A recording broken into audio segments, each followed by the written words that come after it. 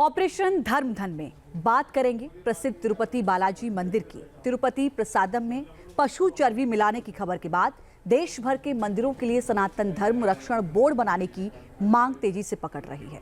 और दावा ये किया जा रहा है कि सनातन धर्म के बड़े प्रतीकों की पवित्रता नष्ट करने की यह कोई साजिश है। मंदिरों में पिछले दरवाजों से गैर धर्म के लोगों की घुसपैठ करवाई जा रही है। सवाल तो अब ये उठ रहे हैं कि आखिर इस साजिश के पीछे कौन है।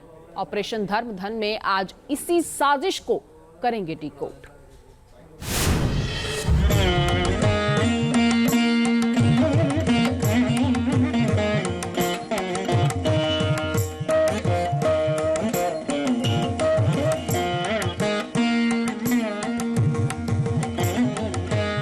तिरुमला तिरुपति देवस्थानम श्री वेंकटेश्वर स्वामी का मंदिर सनातन धर्म की आस्था का केंद्र, आदिकाल से सनातन संस्कृति का स्थान।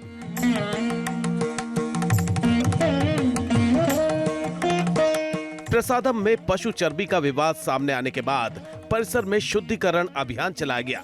मंदिर में करीब 4 घंटे तक अनुष्ठान किया गया। मंदिर परिसर की यज्ञशाला में शांति होम और वास्तु पूजा की गई। परंपराओं और आगम शास्त्र के मुताबिक अनुष्ठान किया गया।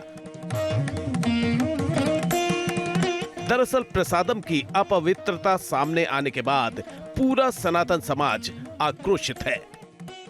1857 में सुना था गोमांस होने के वजह से बहुत बड़ा क्रांति हुई। उसके बाद अब तिरुपति की जो लड्डू की बात हुई, ये बहुत बड़ा आघात पहुंचाया है करोड़ों हिंदुओं के आस्था पर, उनके दिल में। ये जो छोट जो है, ये अक्षुण्य अपराध है। जो भी इसमें शामिल है, प्रत्यक्ष और परोक्ष इसमें शामिल है, उन सबको कड़ी से कड़ी सजा होनी चाहिए। हमें निगाह रखनी पड़ेगी इन सब चीजों में, और धर्माचार्यों के हाथ में हिंदू मंदिर होना आवश्यक है। इस बीच तिरुपति लड्डू कांड सामने आने के बाद नायडू सरकार एक्शन में आ गई है। बालाजी के प्रसाद को अपवित्र कर आस्था से खिलवाड़ करने वालों के खिलाफ कड़ी कार्रवाई के लिए एसआईटी का गठन किया गया है। रंगारेड्डी जिले में भारतीय जनता युवा मोर्चा के कार्यकर्ताओं ने जगन मोहन रेड्डी के खिलाफ मार्च निकाला है। वहीं इस साजिश के खिलाफ डिप्टी सीएम पवन कल्याण ने 1 अक्टूबर तक 11 दिनों का अनुष्ठानिक उपवास शुरू किया है, जिसके बाद वो भगवान वेंकटेश्वर से क्षमा मांगने के लिए तिरुमला जाएंगे। डिप्टी सीएम पवन कल्याण ने लड्डू कांड को लेकर बड़ा सवाल उठाया है। उनके मुताबिक अगर ये घटना किसी चर्च या मस्जिद में होती तो क्या होता। మస్జిద్ మీద జరిగిన దేశం అల్లకల్లోలం చేసేస్తారు, ప్రపంచమంతా మాట్లాడతారు, గ్లోబల్ న్యూస్ అయిపోద్ది.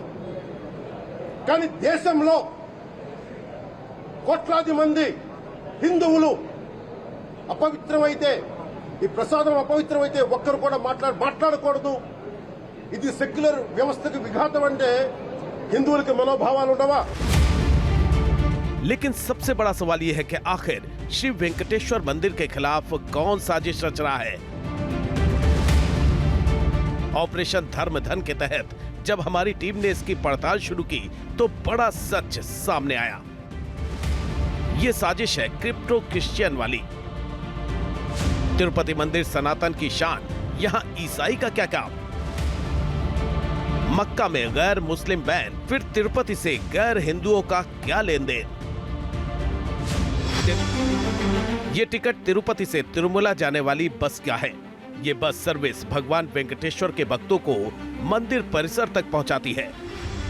साल 2019 में तिरुपति से तिरुमला जाने वाली इस बस की टिकट पर यरूशलेम और हज यात्रा का सरकारी विज्ञापन छपने पर विवाद हो गया था।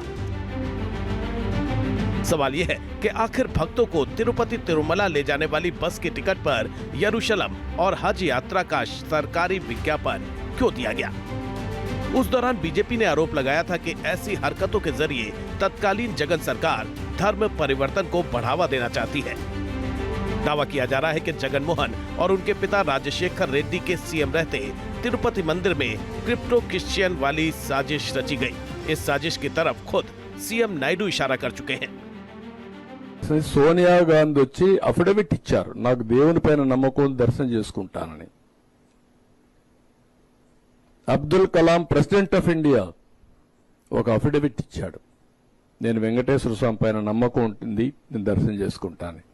వాళ్ళకంటే గొప్పోళ్ళ మీరు? ఎందుకు ఇవ్వలేదండి?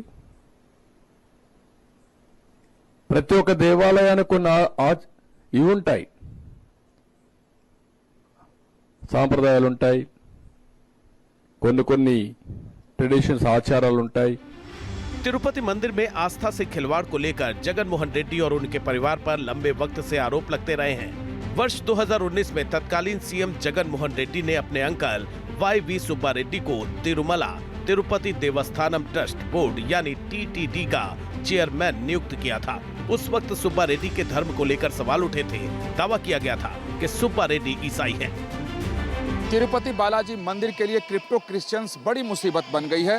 नाम से हिंदू और धर्म से ईसाई। आरोप है कि पिछली सरकारों ने टीटीडी यानी तिरुमला तिरुपति देवस्थानम के अहम पदों पर क्रिप्टो क्रिश्चियंस को नियुक्त किया। अब चंद्राबाबू नायडू ने सफाई अभियान शुरू किया है। ताजा मामला धर्मा रेड्डी का है, जिन पर क्रिप्टो क्रिश्चियंस होने का आरोप लगा था। अब उन्हें हटा दिया गया है और उनकी जगह श्यामल राव को नियुक्त किया गया है। सूत्रों के मुताबिक तिरुमला तिरुपति देवस्थानम बोर्ड के तहत 5,500 स्थायी कर्मचारी हैं। इसके अलावा यहाँ 10,000 कॉन्ट्रैक्ट स्टाफ है। दावा किया जाता है कि इनमें से कई क्रिप्टो क्रिश्चियन हैं और इनकी बहाली तत्कालीन जगन मोहन सरकार के दौर में हुई। वर्ष 2018 में टीटीडी में 44 गैर हिंदुओं के मुद्दे ने काफी तूल पकड़ा था।